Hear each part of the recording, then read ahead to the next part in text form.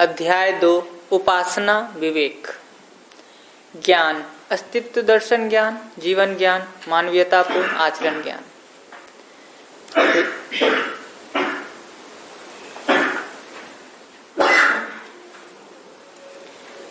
ज्ञान, अस्तित्व दर्शन ज्ञान, जीवन ज्ञान, मानवीयतापूर्ण आचरण ज्ञान।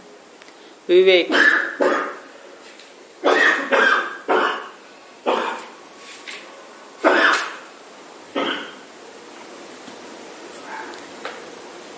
विवेक मानव लक्ष्य, जीवन लक्ष्य। मानव लक्ष्य समाधान, समृद्धि, अभय, सहअस्तित्व, सहज प्रमाण। जीवन लक्ष्य सुख, शांति, संतोष, आनंद। मनुष्य जीवन में उपासना एक महत्वपूर्ण भाग है। उपासना ही मूल प्रवृत्तियों का परिमार्जन एवं परिवर्तन प्रक्रिया है। यही संस्कार एवं स्वभाव परिवर्तन भी है। उपाय पूर्वक सहवास पाना ही उपासना की अवधारणा है, जिसके लिए परिश्रम, परिमार्जित श्रम एवं अभ्यास है। अभ्यास एवं परिश्रम से ही स्थूल सूक्ष्म कारण की सत्यवत्ता स्पष्ट है, जिससे तत्संबंधी पदार्थ, नियति क्रम, शक्ति, महिमा, विभूति एवं नियम संबंधी अनुसंधान, शोध प्रसिद्ध है। अनुसंधान भौतिक, बौद्धिक तथा आध्यात्मिक भेद से है। अनुसंधान प्रक्रिया मनन, चिंतन, संकल्प एवं अनुभूति के रूप में प्रत्यक्ष है। स्थूल सूक्ष्म कारण दृष्टा का तात्पर्य देखने, समझने, प्रयोग करने, व्यवहार करने एवं अनुभव करने योग्य क्षमता के संपन्न होने से है।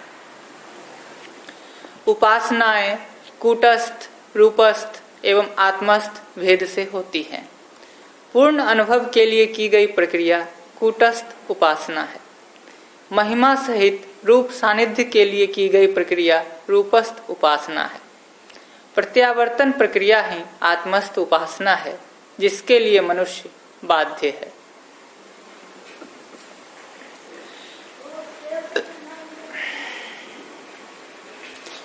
इसलिए प्रवृत्तियों का परिमार्जन ही मनुष्य जीवन का कार्यक्रम है। मनुष्य में पूर्णता एवं परिमार्जनशीलता की अपेक्षा प्रत्येक स्थिति में पाई जाती है। परिमार्जनशीलता ही निपुणता एवं कुशलता है। पूर्णता ही पांडित्य है। पांडित्य से अधिक ज्ञान एवं निपुणता, कुशलता से अधिक व्यवहार एवं उत्पादन नहीं है।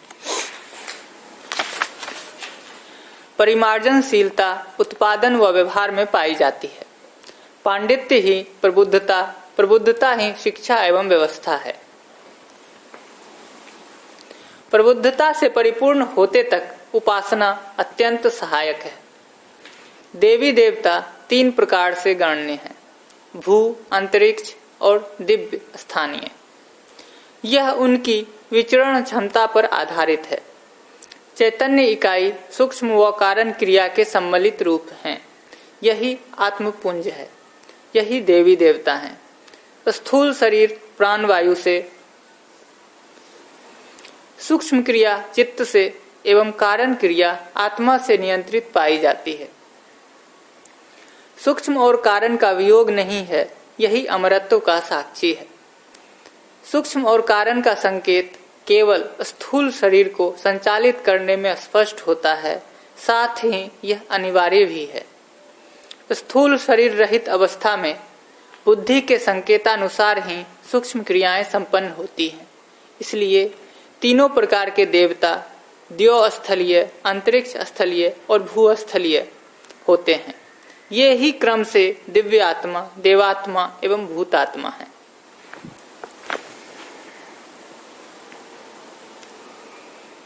आचरण पूर्णता, पूर्ण जागृति संपन्नता के कारण दिव्यात्मा, क्रिया पूर्णता से संपन्न सतर्कता सहित होने के कारण देवात्मा एवं विषयों में तीव्र आसक्ति एवं सशंकता सहित भयवश भूतात्मा है।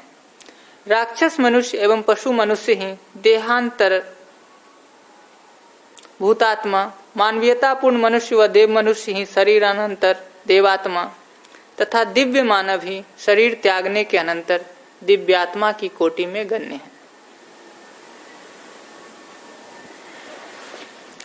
राक्षस मनुष्य एवं पशु मनुष्य ही देह अनंतर भूतात्मा, मानवीयतापूर्ण मनुष्य एवं देव मनुष्य ही शरीर अनंतर देवात्मा तथा दिव्य मानव ही शरीर त्यागने के अनंतर दिव्यात्मा की कोटि में गण्य है।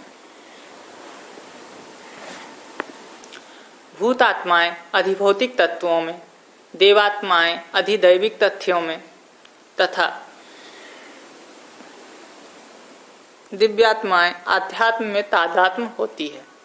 इसलिए 3 कोटियां स्थापित पाई जाती है। अधिभौतिकी सीमा में उत्पादन प्रधान व्यवहार, अधिदैविक सीमा में व्यवहार प्रधान उत्पादन, अध्यात्मपूर्ण जीवन में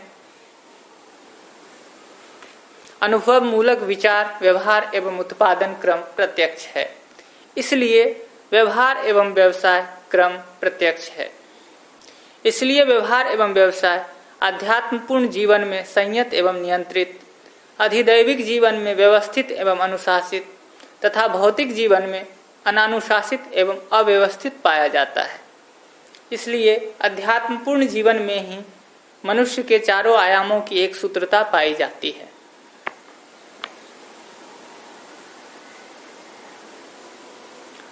विषय चतुष्टय के लिए अधिभौतिक तत्वों में, ऐष्णात्रय के लिए अधिदैविक मूल्यों में, ब्रह्म मुक्ति के लिए आध्यात्म में तादात्म्य पाया जाता है, जिसके लिए ही क्रम से आसक्ति, उपासना एवं निष्ठा प्रयुक्त होती है। परमात्मा में संपूर्ण जड़ चैतन्यात्मक प्रकृति संपृक्त है। इसलिए यह में ही अनुभव पर्यंत जागृति के लिए ये बाध्य है। यह बाध्यता सत्ता में निहित मानव प्रकृति की अजागृति या भ्रांतिवश ही है।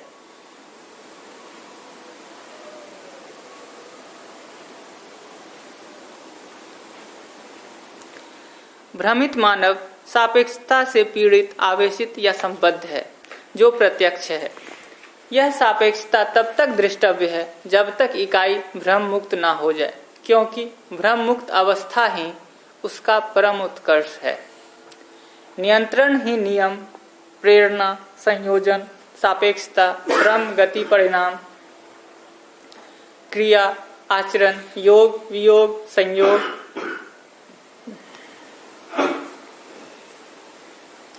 पद, अवस्था एवं नियंत्रण है, जो दृष्टव्य है। दिव्यात्माओं की उपासना ही विद्या, देवात्माओं की उपासना ही उपविद्या तथा भूतात्माओं की उपासना ही क्षुद्र विद्या है।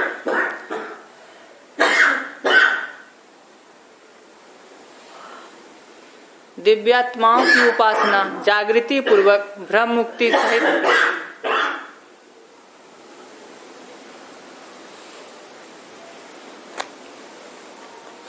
दिव्यात्माओं की उपासना जागृति पूर्वक भ्रम मुक्ति सहित बौद्धिक समाधान एवं भौतिक समृद्धि के लिए है।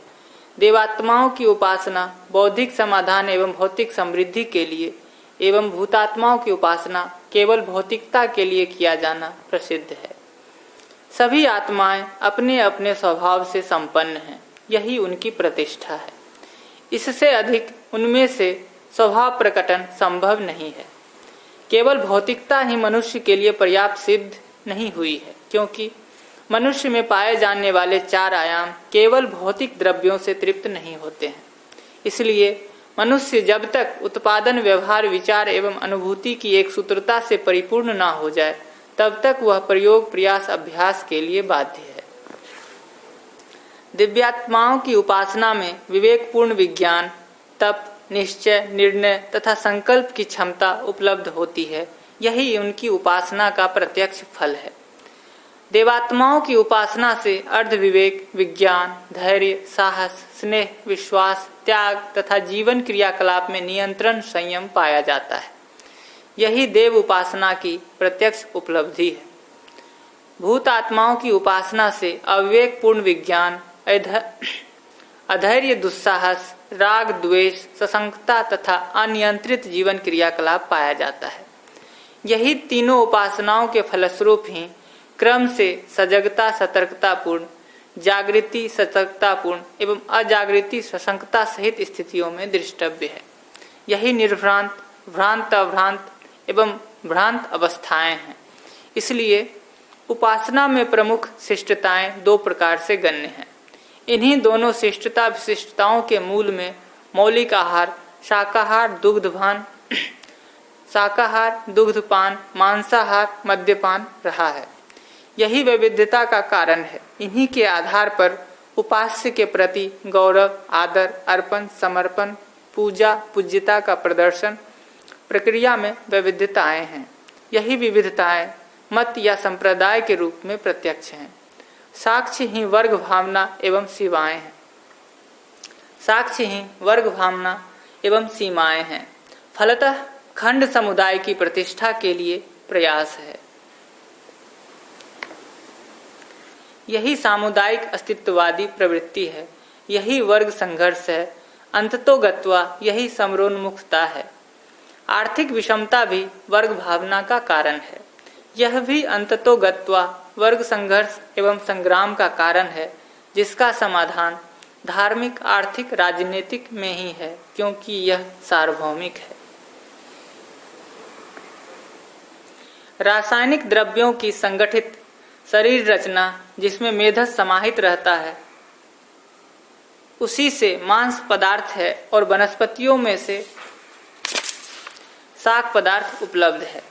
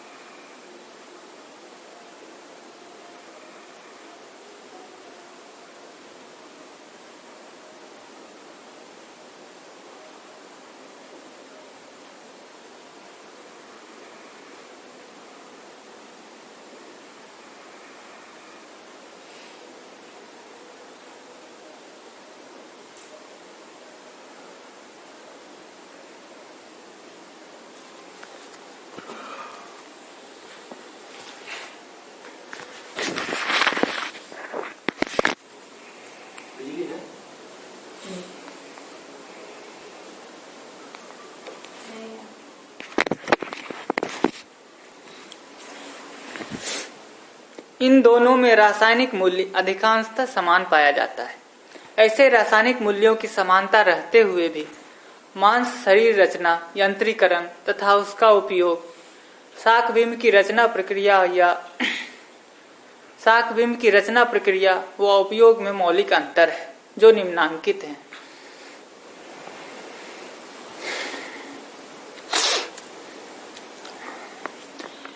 मांस शरीर में बीज अंडज पिंडज, शाकबिंब में उद्भिज। मांस शरीर का प्रयोजन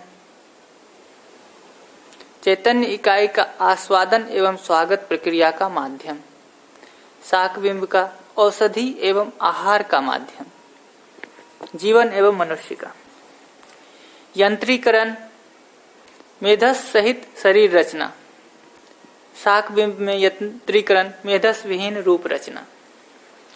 मांस शरीर की उपयोगिता चैतन्य इकाई का संचालन पूर्वक आस्वादन क्रिया का माध्यम योग्य, शाकबिंब की उपयोगिता चैतन्य का संचालन के लिए अयोग्य, उपयोग एवं पूरकता के लिए योग्य। चैतन्य का संचालन के लिए अयोग्य, उपयोग एवं पूरकता के लिए योग्य। मांस शरीर अवसर चैतन्य इकाई के संस्कार परिवर्तन एवं परिमार्जन का अवसर। शाकबिंब में अवसर रासायनिक उर्मी पूर्वक परिवर्तन का अवसर है। दूध उत्पत्ति जीव शरीर में आहार पाचन पूर्वक ममता सहित प्रादुर्भूत निष्पत्ति है। मध्य मधुरता सहित वस्तुओं की विकारपूत प्रक्रिया सहित आस्वीकृत रस द्रव्य है।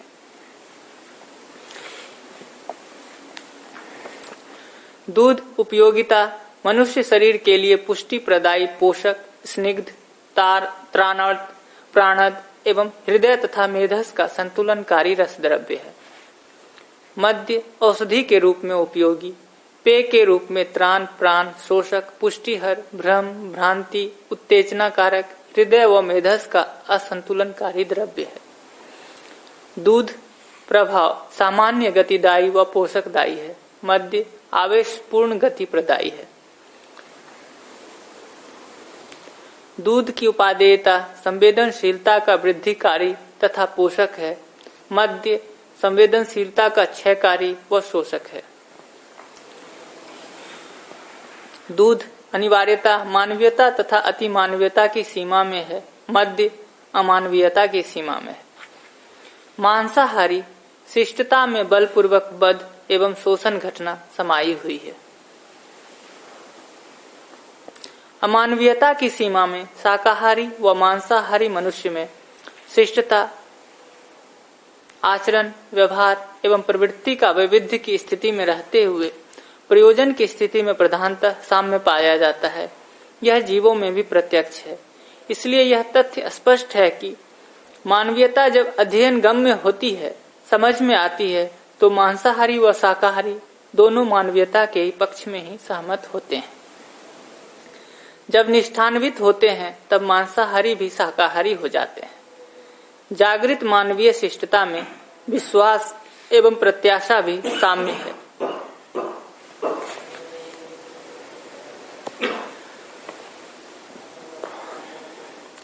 यही सत्यता एक बिंदु है जहां समस्त प्रकार की शिष्टताएं मानवीय शिष्टता के निर्वाह हेतु चिर प्रतीक्षित है।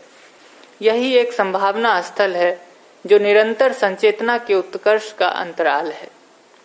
मानवीयता तथा अति मानवीयता की सीमा में मांसाहार शाकाहार की मौलिकता स्पष्ट हो जाती है, क्योंकि हीनता दीनता एवं क्रूरता उसे स्वीकार नहीं होती।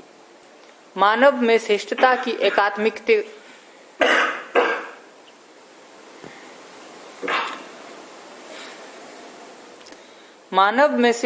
एकात्मिकता मानवीयता की सीमा में ही प्रतिष्ठित पाई जाती है। इसलिए उपासना में सार्वभौमिक मूल्यों का अवगाहन करना ही प्रधान उपादेयता है। जिन उपासना पद्धति के द्वारा उत्पन्न शिष्टताएं मनुष्य में वर्ग भावना को स्थापित करती हैं, वे सभी अभ्युदय के लिए पूर्णतः सहायक नहीं है, क्योंकि अंततोगत्वा वर्ग भावना समरोन्मुखी है। समर विहीनता के लिए सार्वभौमिकता अनिवार्य तथ्य है। इसलिए समस्त उपासनाओं के मूल में लक्ष्य साम्य है। वह अखंड समाज सार्वभौम व्यवस्था है। वह केवल सर्वमंगल ही है, क्योंकि सर्वमंगल की कामना के बिना स्वयं का मांगल्य सिद्ध नहीं है। अन्य काम्य कामनाएं केवल मंगलमयता की भास प्रदायी हैं, न कि अनुभवदायी। इसलिए सर्वमंगल कामना अनुरूपी कार्यक्रम तथा उसकी अनुसरण योग्य क्षमता पर्यंत मानव प्रयास करने के लिए बाध्य है। सही के प्रति भ्रमित रहना ही मत संप्रदाय एवं वर्ग का कारण है। मत सांप्रदायिक वर्गीयता में आर्थिक वर्गीयता और आर्थिक वर्गीयता में मत सांप्रदायिकता समाई हुई है। इसका निराकरण स्पष्टतया सार्वभौमिक रूप में पाए जाने वाली मानवीयतापूर्ण पद्धति से नियम त्रय के आचरण पूर्वक ही आर्थिक एवं सांप्रदायिक वर्ग भावनाओं से मुक्त होने की संभावना एवं मुक्ति है। इसी में समस्त वर्ग भावना विलीन हो जाती है। इसलिए उपासना की उभय पद्धति का अभिष्ट समझदारी जागृति पूर्वक सार्थक होता है, जो जागरण ही है।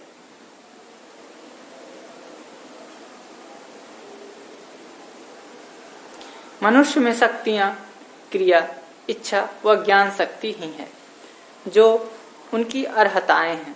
अर्हताएं प्रत्येक इकाई की जागृतिशीलता जागृति पर आधारित पाई जाती है। जागृतिशीलता के लिए ही उपासनाएं हैं, न कि ह्रास के लिए।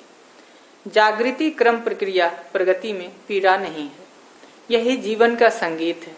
इसके विपरीत क्रिया प्रक्रिया एवं ह्रास में ही संपूर्ण प्रकार की पीड़ाएं हैं, जो दुख हैं। बौद्धिक व्यवहारिक एवं भौतिक पीड़ाएं हैं। ये पीड़ा क्रम से समस्या अपराध अक्षमता एवं अपव्यय के रूप में दृष्टव्य है। यही अजागृति का प्रत्यक्ष रूप है। सतर्कता एवं सजगता में न्यूनता ही संपूर्ण क्लेश का कारण है। सतर्कता एवं सजगता मानव इकाई में पाई जाने वाली क्षमता, योग्यता एवं पात्रता के आधार पर ही प्रकट होती है, देखी जा रही है, प्रकट होती हुई देखी जा रही है। इसलिए शब्द, स्पर्श, रूप, रस, गंध इंद्रियों द्वारा शक्तियों का अपव्यय न होना, साथ ही सद्व्यय होना ही क्रिया शक्ति की जागृति है। सद्व्यय एवं अपव्यय का निर्धारण मानवीयता की सीमा में नियम त्रय के रूप में है। अंतःकरण मूल प्रवृत्तियों अर्थात आशा, विचार, इच्छा व संकल्प का अपव्यय न होना ही सद्व्यय है। यही इच्छा शक्ति का जागरण है। सम्यक बोध एवं अनुभूति पूर्णता ही ज्ञान प्रकटन क्षमता है। यही ज्ञान शक्ति का जागरण अथवा पूर्ण जागरण है। यह जागृति त्रय मानवीयता एवं अतिमानवीयता में प्रत्यक्ष है।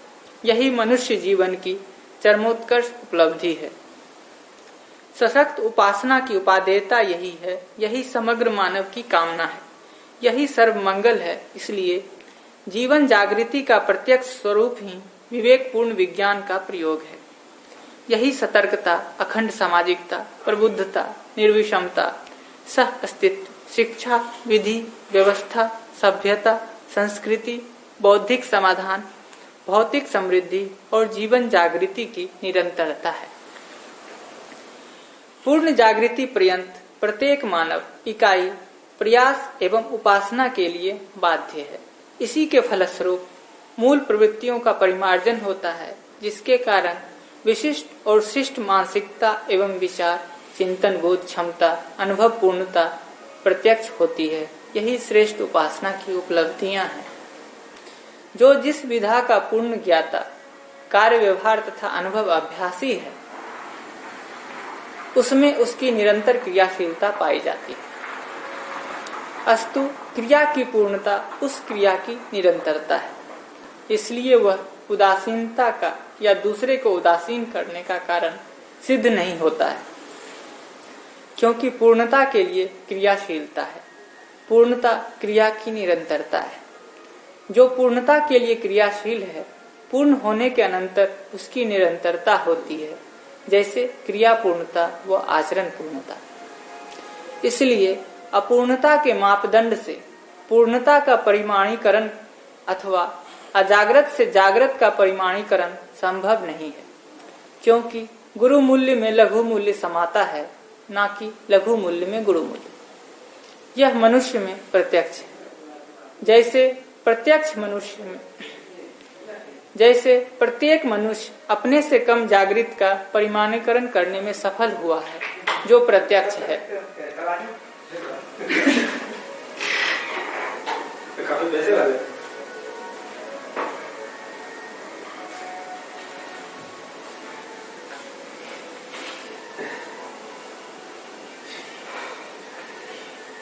इसी के अनुसांगिक मनुष्य कम जागृत प्रकृति के साथ उत्पादन करता हुआ प्रत्यक्ष है और अधिक का ज्ञान भी उसे हुआ है, इसलिए समान के साथ व्यवहार करने के लिए बाध्य हुआ है। यही सामाजिकता की बाध्यता है। यही मानव जीवन की गरिमा और महिमा है। यही गरिमा समान के साथ व्यवहार, अधिक जागृति के लिए अभ्यास करने के लिए प्रेरणा है। यही वास्तविक उपासना है। विवेक अर्थात मानव लक्ष्य और वैराग्य अर्थात समृद्धि ही उपासना का प्रत्यक्ष लक्ष्य है, उपासना का प्रत्यक्ष फल है, जिसमें सामाजिकता स्वाभाविक रूप से समाहित रहती है।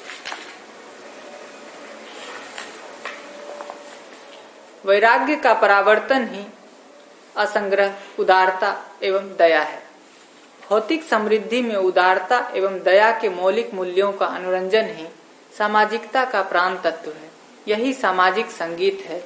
इसी के लिए मानव तृषित है।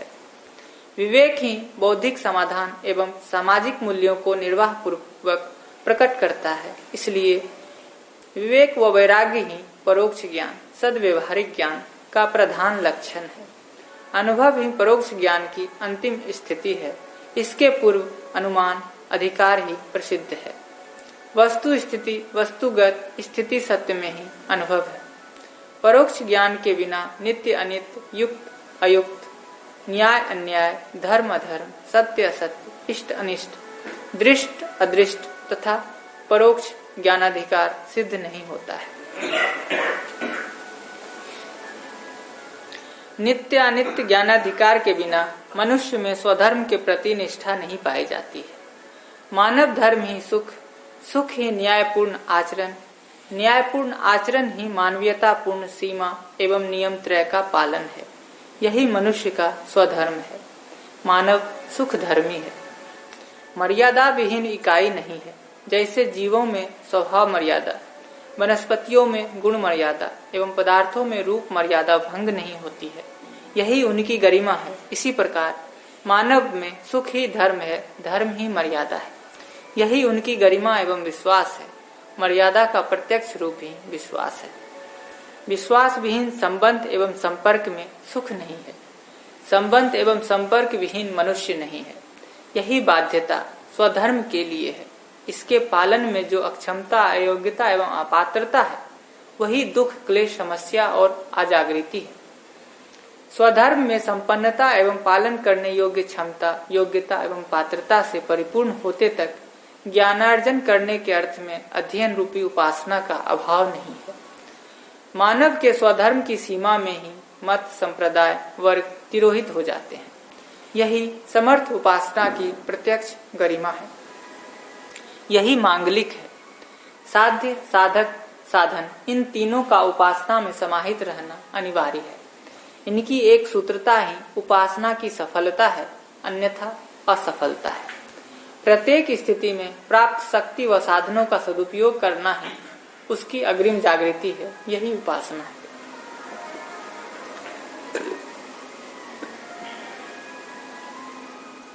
ऐसी कोई शक्ति व साधन नहीं है जिसका नियोजन या उपयोग ना हो, क्योंकि शक्ति या साधन का संचय व्यवहारिक नहीं है।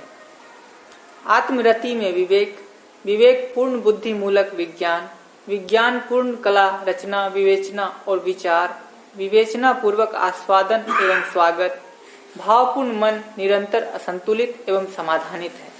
इसी के फलस्वरूप आत्मा में परम आनंद आप्लावन, बुद्धि में आनंद आप्लावन, चित्त में संतोष आप्लावन, वृत्ति में शांति आप्लावन, मन में सुख आप्लावन प्रसिद्ध है।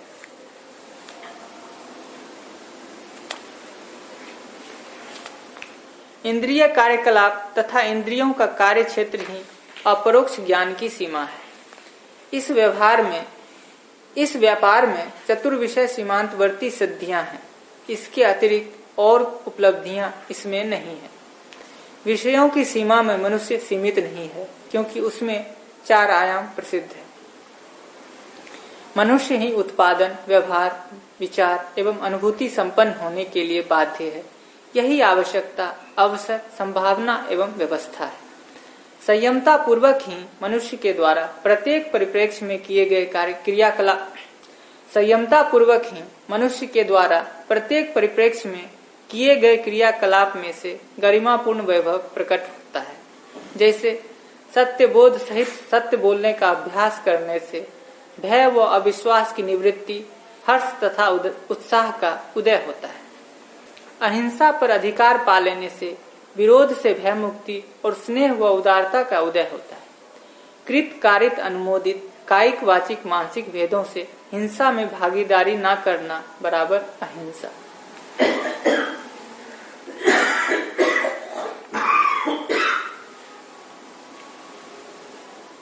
अपरिग्रह में निष्ठा से दयनीयता तथा हीनता का नाश एवं धैर्य व धृति का उदय होता है।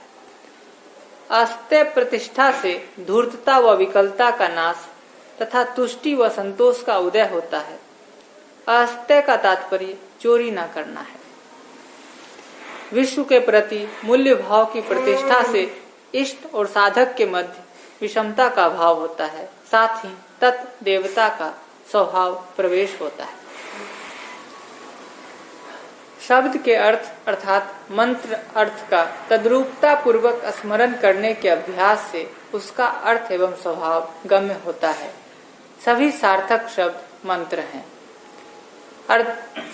अधिक जागृत में समर्पण से अभिमान व अहंकार का उन्मूलन तथा विद्या व सरलता का उदय होता है। शरीर संवेदना संयत रहने से मन की पवित्रता से मनोबल का लाभ होता है।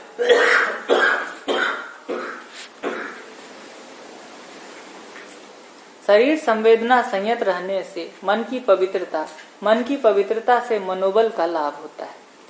स्व शरीर मोह नष्ट होने से संसार के प्रति मोह दूर होता है।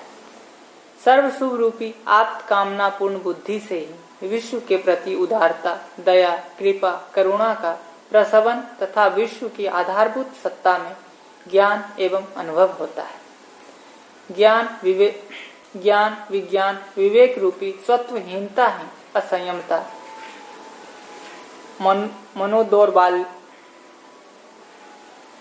मनोदौर्बल्य, मूल प्रवृत्तियों की अपरिष्कृति, राग, मोह, लोभ, अविवेक, अहंकार, अभिमान, देहात्मवादी प्रवृत्ति, दुराचार, संघर्ष, असहस्तित्व, सशंकता, द्वेष तथा तपोहीनता है।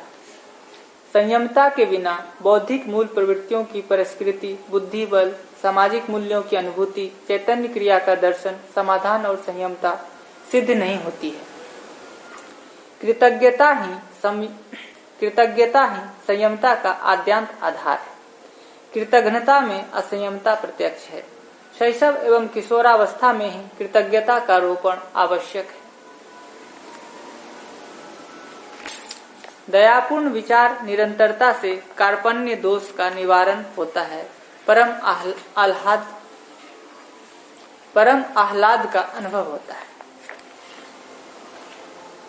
जिस लक्ष्य में अंतःकरण, मन, वृत्ति, चित्त, बुद्धि को तदाकार करे, उसी में वह प्रखर होता है। जैसा जल में तदाकार होने से संताप का नाश और तृप्ति का अनुभव होता है, अग्नि में तदाकार होने से रोग का नाश और आरोग्य लाभ होता है, वायु में तदाकार होने से अस्थिरता का नाश और स्थिरता का लाभ होता है, प्रकाश में तदाकार होने से अज्ञान का नाश और ज्ञान का उदय होता है, परहित चिंतन से उत्साह व आह्लाद की वृद्धि होती है, परोपकार से यश होता है, समस्याओं को सुलझाने से गौरव होता है, सबके कल्याण चिंतन से प्रतिभा का विकास होता है, पर गुण गणना अभ्यास से स्वदुर्गुणों का नाश होता है, पक्षपात बुद्धि पर पक्ष के सद्गुणों को ग्रहण करने में असमर्थ होती है, क्योंकि वह ईर्ष्या, द्वेष, घृणा, उपेक्षा और भ्रम से मुक्त नहीं है। जागृति के क्रम में स्व पर पक्ष की स्थिति नहीं पाई जाती है, इसलिए उसमें श्रृंखला, क्रम, नियम, न्याय सिद्ध होता है। समस्या का कारण ही अप्रबुद्धता है, उसका निवारण केवल प्रबुद्धता है जो जागृति ही है। यही उपासना की प्रत्यक्ष गरिमा है। उपासना के लिए वातावरण का महत्व अपरिहार्य है, जिसमें से मनुष्यकृत वातावरण ही प्रधान है, जो शिक्षा व व्यवस्था के रूप में ही है। प्रबुद्धता से परिपूर्ण शिक्षा ही व्यक्तित्व के लिए दिशा प्रदायी महिमा है। उसके लिए समुचित व्यवस्था ही व्यक्तित्व का संरक्षण संवर्धन के लिए योग्य सत्ता है। यही असंदिग्ध व्यवस्था है। प्रबुद्धता की सामान्यकरण प्रक्रिया ही गुणात्मक परिवर्तन का प्रत्यक्ष रूप है। एक व्यक्ति जो उपासना पूर्वक प्रबुद्ध होता है, वह शिक्षा और व्यवस्था पूर्वक सामान्य हो जाता है। गुणात्मक परिवर्तन के नजरिया न होने की स्थिति में मात्रा के आधार पर मूल्यांकन करने में भ्रमित मानव तत्पर होता है। यही वर्ग संघर्ष एवं समर है। मानवीयता की सीमा में व्यवहार नियम त्रय का आचरण ही व्यक्तित्व है। ऐसे व्यक्तित्व के निर्माण में सक्रिय योगदान ही कर्तव्य है। यही पुरुषार्थ है, यही प्रबुद्धता है। उपासना व्यक्ति की सीमा में व्यक्तित्व तथा कर्तव्य का प्रत्यक्ष रूप प्रदान करती है, क्योंकि उपासना स्वयं में शिक्षा एवं व्यवस्था है। इसलिए यही प्रबुद्धता है। प्रबुद्धता ही मानव की सीमा में शिक्षा एवं व्यवस्था है। प्रतीक उपासना भी सत्यता को इंगित कराने का उपाय है। सत्य व सत्यता में वैविध्यता नहीं है, प्रतीकता में अनेकता है ही। उसके द्वारा इंगित होने वाला सत्य पूर्ण है। प्रतीक को ही लक्ष्य समझने वाली बौद्धिक स्थिति में सांप्रदायिकतापूर्ण आवेश, अभिमान और अहंकार पाया जाता है। प्रतीक लक्ष्यवादी उपासना क्रम अपूर्णता की सीमा तक गौण एवं असामाजिक सिद्ध हुई है, क्योंकि उसमें मानव लक्ष्य का स्पष्टीकरण एवं प्राप्ति नहीं है, इसलिए विषमताएं हैं। ऐसे प्रतीक स्थान, जाति, भाषा, कला, चित्र, रचना, प्रतिमा, स्मारक और शब्द के भेदों से गण्य हैं। ये सब प्रतीक सत्य में से के लिए समाहित है, अस्तु सत्य ही लक्ष्य है। बौद्धिकता ही मनुष्य के व्यक्तित्व का प्रत्यक्ष रूप है, ना कि शरीर, क्योंकि प्रत्येक व्यक्ति में पाई जाने वाली बौद्धिक क्षमता का ही आदर, उपेक्षा, सम्मान, तिरस्कार, मान है। अस्तु बौद्धिकता ही मूल प्रवृत्तियां, संकेत ग्रहण एवं प्रसारण क्षमता है। यही आवश्यकता, इच्छा, विचार, आसक्ति या अनासक्ति, परिमार्जन, प्रभाव, तत्परता एवं बौद्धिकता है। आशा भेद से उपासना, उपासना भेद से अनुभव, अनुभव भेद से अनुमान, अनुमान भेद से उपासना भेद है। यही उपासना में वैविध्यता का कारण है। यह वैविध्यता सार्वभौम आचरण की सीमा में विलय होने के लिए बाध्य है। मानव के लिए सहज समर्थ उपासना एक अनिवार्य कार्यक्रम है, जो अमानवीयता से मानवीयता, मानवीयता से अतिमानवीयता की प्रतिष्ठा स्थापित करती है। सह अस्तित्व में अणुछन विषण वृत्ति से सहजावृत्ति होती है। क्षण क्षण मध्यस्थ व्यवधान का तिरोभाव ही अनुछन विषण वृत्ति है। अनुछन का तात्पर्य प्रत्येक क्षण में लगातार सहअस्तित्व चिंतन विचार क्रम में प्रामाणिकता का सहज प्रमाण प्रस्तुत हो जाता है। यही सहजावृत्ति है। सत्ता में संपृक्त प्रकृति की संपृक्तता का ज्ञान ही क्षण क्षण मध्यस्थ व्यवधान का तिरोभाव है। यही भ्रमित भाव व अभाव का तिरोभाव है। यही सहज प्रतिष्ठा व अवस्था है। सत्ता में संपृक्त प्रकृति का ज्ञान न होने से और अनुभव मूलक ज्ञान न होने से भय और प्रलोभन बस समस्त भ्रम मूलक कार्य व्यवहार सोच विचार को बनाए रखता है। यही संपूर्ण क्लेश का कारण है। काल क्रिया की अवधि है। इसी अवधि में आरोपित विचार व इच्छा है असहज एवं निरारोपित विचार व इच्छा है सहज है। मानव इकाई में ही जागृति के क्रम में भी निरारोपण क्षमता पाई जाती है। भ्रम बस आरोपण होता है। जो जैसा है उससे अधिक कम अथवा ना समझना ही आरोपण है। यही अज्ञान है, यही अक्षमता है, यही भ्रम है। सत्ता में संपृक्त जड़ चैतन्यात्मक प्रकृति की स्थितिशीलता व सत्ता सहज पूर्णता के संबंध में ही आरोप या निरारोप क्रिया संपन्न होना पाया जाता है। प्रत्येक इकाई में रूप गुण स्वभाव एवं धर्म समाहित है। यही उसकी कार्यवत्ता है। इसी की गणना परिमाण प्रयोजन ज्ञान ही प्रकृति के प्रति निर्भ्रमतापूर्ण क्षमता का द्योतक है। यही प्रमाण है, यही सहजता है। संपूर्ण क्रियाएं मूलतः रूप और शब्द भेद में द्रष्टव्य हैं। पूरकता के बिना इकाई में अग्रिमता नहीं है।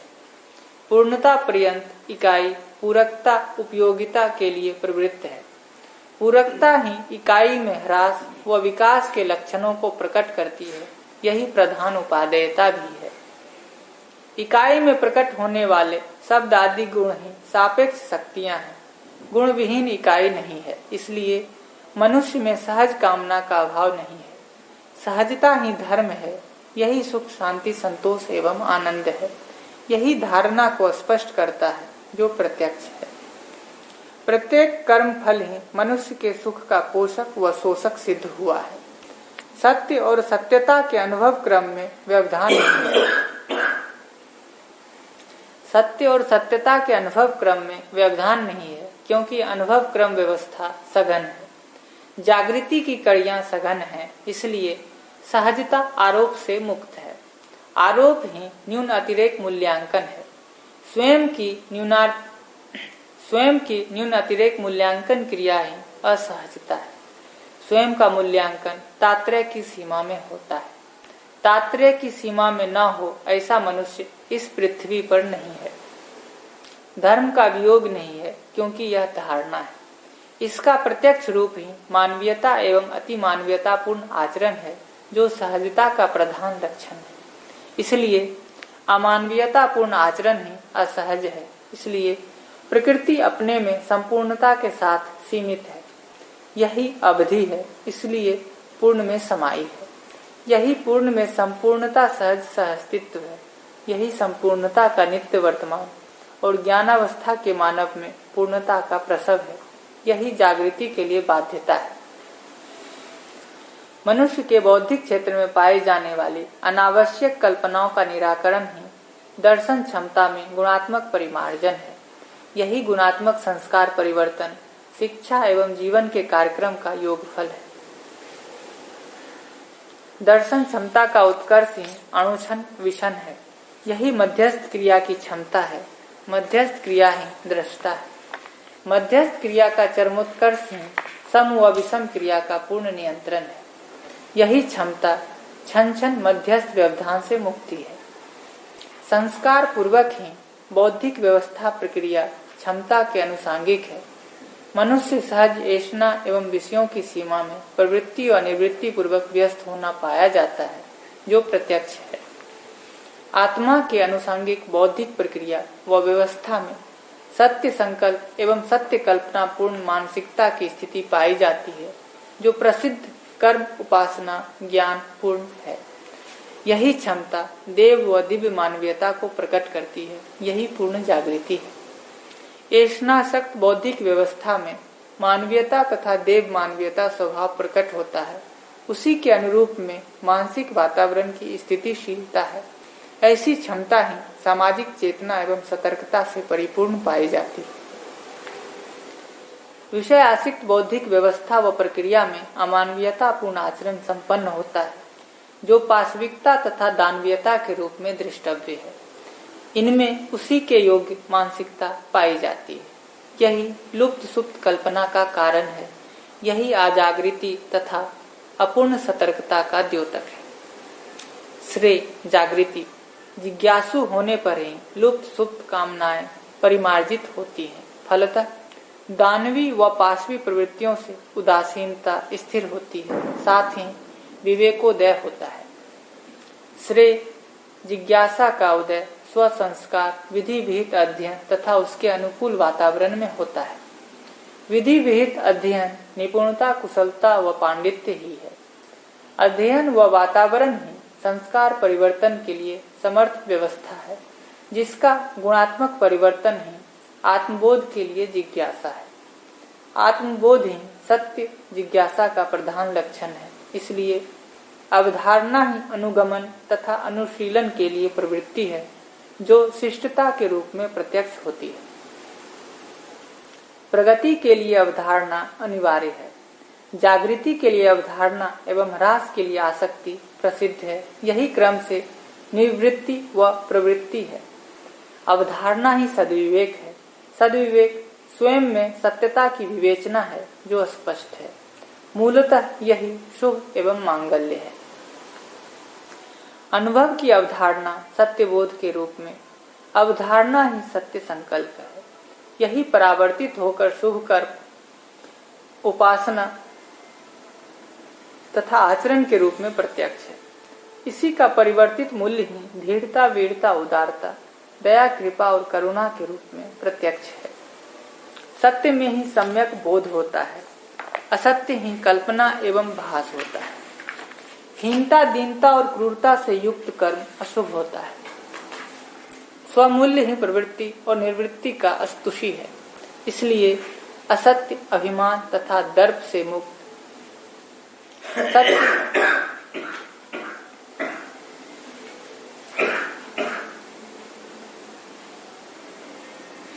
सत्य सरलता सहजता तथा सौजन्यता से युक्त कर्म व उपासना श्रेय कारक है। सत्य कामना की निरंतरता से लक्ष्य की अवधारणा होती है। ज्ञान में ही उत्पादन, व्यवहार, विचार एवं अनुभूति प्रत्यक्ष है। ज्ञान विवेक सम्मत विज्ञान ही है जो पूर्ण है। सत्य और सत्यता में दृढ़ता ही श्रेयमय जीवन है। सत्यानुभूति ही सबका अभीष्ट है। शरीर से संपन्न होने वाली समस्त क्रियाओं का संचालन मन ही मेधस द्वारा करता है। मेधस से सभी नाड़ियां नियंत्रित हैं। शब्द का मूल रूप मन ही है। मेधस पर मन आस्वादन एवं स्वागत भावपूर्ण तरंगों का प्रसारण, संचालन, नियंत्रण करता है। उसके मूल में शब्द ही है। जागृति की ओर गति हेतु नियंत्रणात्मक शब्द ही मंत्र है। लक्ष्य प्राप्ति योग्य क्रम प्रक्रिया ही नियंत्रण है। शब्द में जो भाव है वही उसका अर्थ है। सार्थक शब्दों का अर्थ ही जागृति की ओर गति है, क्योंकि शब्द का अर्थ अस्तित्व में वस्तु है। भाव में जो उपयोगपूर्ण अनिवार्यता है वही उसका महत्व है। उपयोगपूर्ण अनिवार्यता में जो निश्चित दिशा है वही उसकी दृढ़ता है। यही सम्यक संकल्प है। सम्यक संकल्प में जो पूर्णता है वही अनुभव है, जो क्रम से मन, वृत्ति, चित्त, बुद्धि और आत्मा में पाई जाने वाली सुसंस्कृत मौलिक क्रियाएं हैं। भाव का तात्पर्य होने से है। क्रिया शक्ति कासा, इच्छा शक्ति आकुति तथा ज्ञान शक्ति मेधा नामक दिव्य बुद्धियां प्रत्यक्ष हैं, जिनके उदय से ही मनोबल, बुद्धिबल तथा आत्मबल प्रमाणित होता है। शक्ति त्रय जागरण, इच्छा शक्ति, क्रिया शक्ति तथा ज्ञान शक्ति जागरण के बिना त्याग और प्रेम प्रमाणित नहीं होता है। शरीर में जीवन के लिए मनुष्येतर प्राणियों की तथा मनोमय, बुद्धिमय और आत्मय जीवन के लिए मनुष्य मात्र की सृष्टि है। ब्रह्म मुक्ति एवं प्रेम में जीवन के बिना स्व पर कल्याण नहीं होता। कल्याण का तात्पर्य जागृति, सहज निरंतरता है। स्व पर कल्याणकारी कर्म, उपासना एवं ज्ञान के बिना शांतिपूर्ण नहीं होता। विराग में जीवन में अभाव का अभाव हो जाता है। विराग ही आत्म लक्ष्य कारक होता है। आत्म लक्ष्य के प्रभाव से आत्मबोध होता है। आत्मबोध होने से आत्मदीपन होता है। आत्मदीपन होने से आत्मविश्वास होता है। आत्मविश्वास होने से अज्ञान का क्षय होता है। अज्ञान का क्षय होने से आत्म प्रतिष्ठा होती है। आत्म प्रतिष्ठा होने से पर वैराग्य होता है। पर वैराग्य होने से साम्राज्य सिद्धि होती है। साम्राज्य सिद्धि से परम ऐश्वर्य एवं पूर्ण तृप्ति होती है। ऐश्वर्य प्राप्ति से सहजावृत्ति होती है। सहजावृत्ति से ब्रह्म मुक्ति का अनुभव होता है। ब्रह्म मुक्ति का अनुभव ही मनुष्य के लिए चरम पुरुषार्थ है। यही पूर्ण जागृति और दृष्टापद प्रतिष्ठा है। नित्य शुभ हो, सर्व शुभ हो।